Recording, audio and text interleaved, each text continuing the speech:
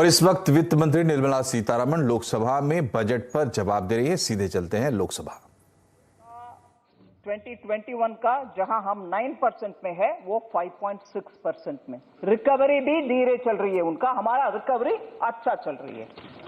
आने वाले साल में 22 में जहां हम 9% है वो 4% है। नहीं, कंपेयर करने के लिए क्षमता रखना चाहिए सर। जब डेटा उनके मन में जो विचार है उसके अनुसार नहीं है तो मुझे चिल्ला चिल्ला करके मेरे आवाज को दब करने के लिए कोशिश। सुनने का क्षमता मैच्योरिटी दिखता है, अगर सुनने का क्षमता नहीं है, you know what I want to say. So US में ग्रोथ जब -3.4 हुआ, हमारा -7.3 रहा, हम 7.1 में ग्रोथ कर रहे हैं। Oh yes, we'll correct, we'll don't worry, we'll do that. अदिर जी आपके नेबर है, हम क्यों भूलेंगे।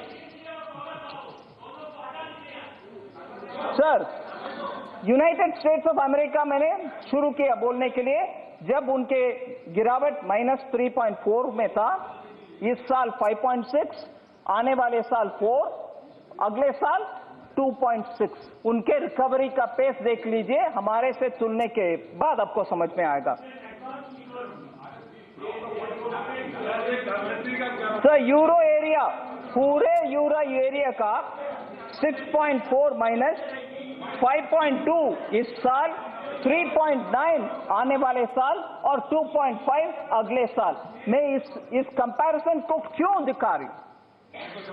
डेवलप्ड कंट्री हो, इमर्जिंग इकोनॉमी हो, हमारे जैसे एक ही मतलब साइज में छोटा इकोनॉमी नहीं बड़ा इकोनॉमी हो, इन सब का ग्रोथ और इन सब का पैंडेमिक के समय गिरावट, ये सब को कंपेयर करते हुए गिरावट हमारे बहुत ज्यादा हुआ, मगर रिकवरी भी उतना ही पेस में हम आगे बढ़ रहे हैं। इस साल, आने वाले साल, अगले साल भी बाकी सबका रिकवरी इतने पेस में नहीं है, चाहे वो डेवलप्ड हो, चाहे वो इमर्जिंग हो, चाहे वो छोटा इकोनॉमी हो। कंपेयर करते हुए सबसे फास्टेस्ट रिकवरी, सस्टेन्ड रिकवरी हमारा हो रही है। So I just want to highlight that sir.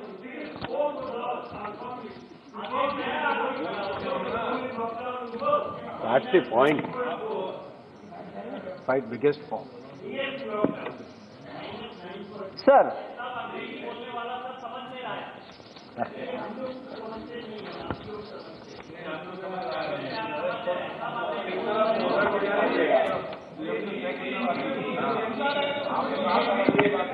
एक मिनट, अगर देश प्रगति कर रहा है तो अपन क्यों विरोध करें?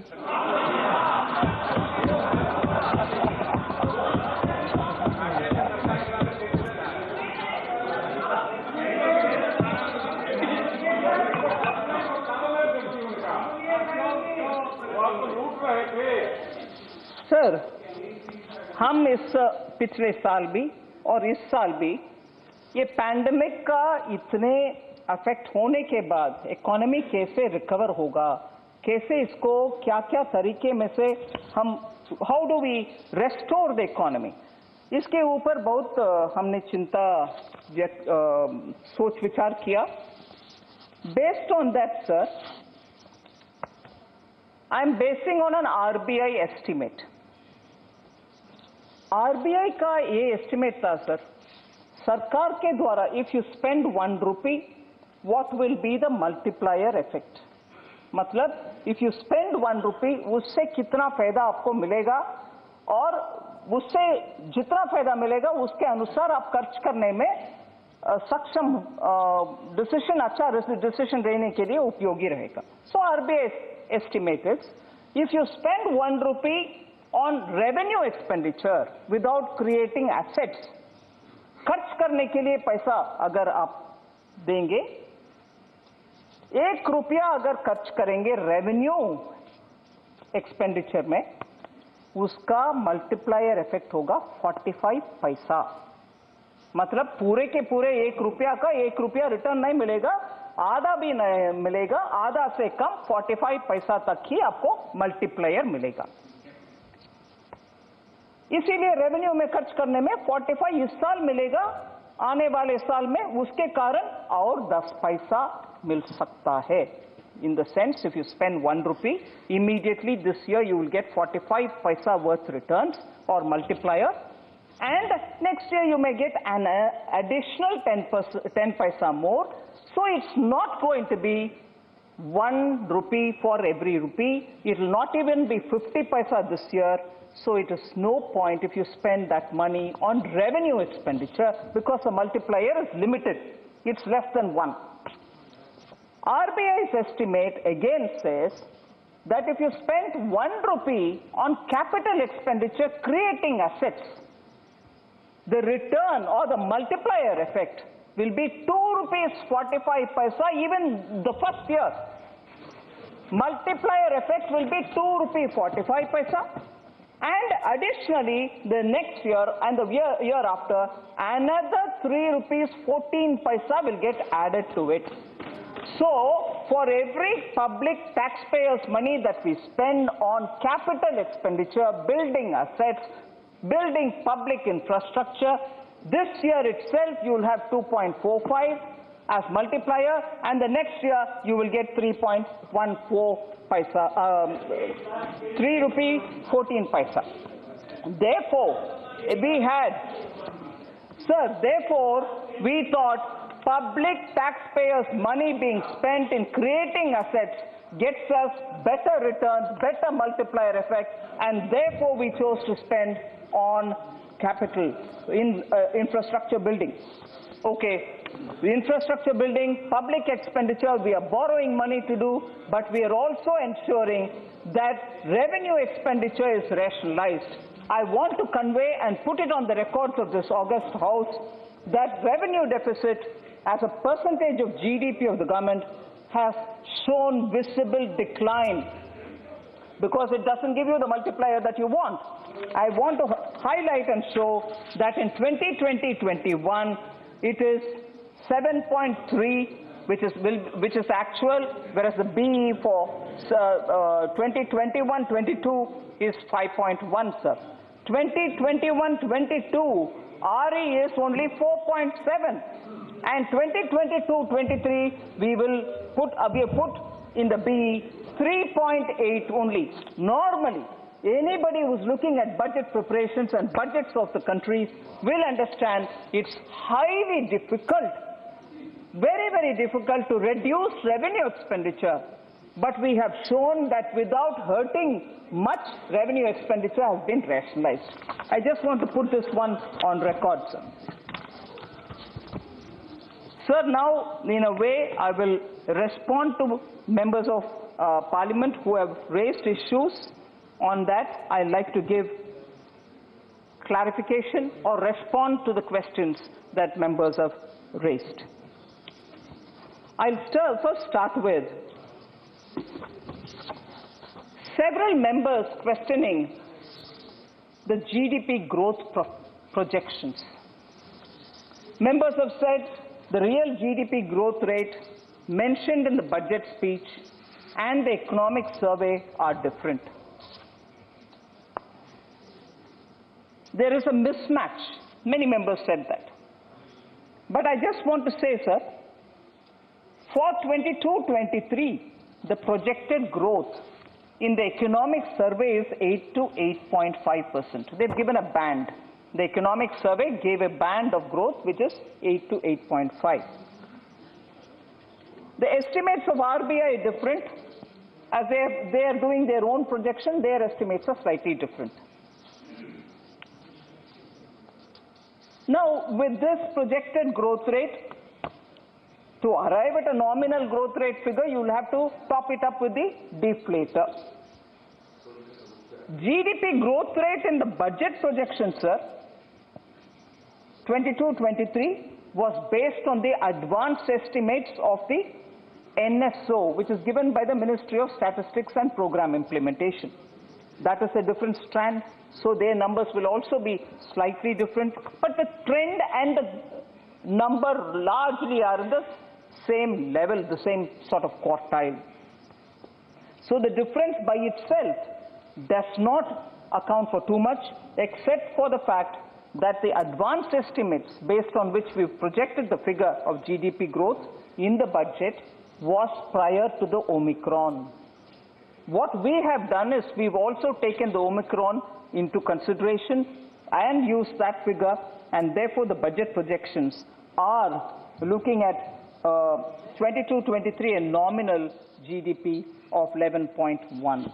So there is no difference, there is no much worry if the numbers are different. Economic Survey takes it from one source, we take it from another. All of us use our deflators, and roughly they are about similar ranges. So the about WPI, there was a voice which was raised. Of course, that's in double digit, whereas CPI has been remaining in the range, and therefore we expect to have about a deflator of 3.5%. तो budget पर वित्त मंत्री निर्मला सीतारमण का जवाब, मोटे तौर पर बात यह है कि बजट पर जो भी सवाल उठाए गए उनके जवाब में एक तो कोरोना काल, दूसरा जो अन्य बड़े मुल्क हैं या हमारे जैसे मुल्क हैं उनके साथ एक तुलनात्मक प्रस्तुति। यहाँ हम रुक रहे छोटे से ब्रेक के लिए। ब्रेक के बाद आपको दिखाएंगे चुनाव की खबरें।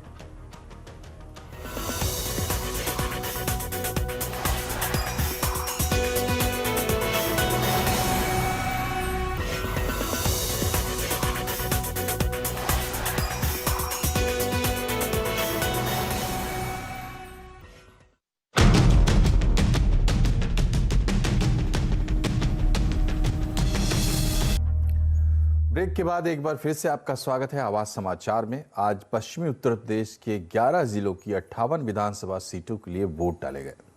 शाम 6 बजे तक करीब 58% वोटिंग की रिपोर्टिंग है। ये आंकड़े रिवाइज भी हो सकते हैं।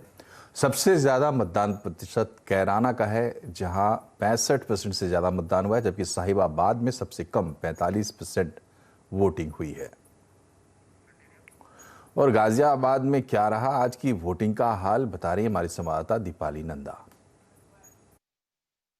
इस वक्त मैं मौजूद हूँ गाजियाबाद विधानसभा क्षेत्र 56 में, और आप मेरे पीछे देख रहे हैं जो बूथ, वो पूरी तरह से महिला मतदान केंद्र बनाया गया है। महिलाओं को समर्पित ये बूथ है, और इसकी खासियत ये है कि ज्यादातर जो ड्यूटी ऑफिसर्स हैं यहाँ पर आपको महिलाएं ही दिखेंगी।